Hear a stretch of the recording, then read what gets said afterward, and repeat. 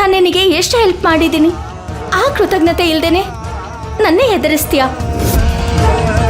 ನಾನ್ pregnant ಇಲ್ದೆ ಹೋದ್ರುನು ಇದೆ ಅಂತ ಹೇಳಿ ನನ್ನ ಫ್ಯಾಮಿಲಿನ ನಂಬಿಸಿದ್ಯಾ ನೀನು. ನಾನು ಅಬೋಷನ್ ಡ್ರಾಮಾ ಆಡಿದ್ರೆ ಆಗ್ಲೂ ಕೂಡ ನೀನ್ ನನಗ್ ಸಪೋರ್ಟ್ ಮಾಡಿ ಚಂದ್ರನಿಂದನೇ ಅಬೋಷನ್ ಆಗಿತ್ತು ಅಂತ ಹೇಳಿ ಕ್ರಾಂತಿನ ನಂಬಿಸಿ ನೀನು ನನ್ನನ್ನ ಸೇವ್ ಮಾಡಿದ್ಯಾ.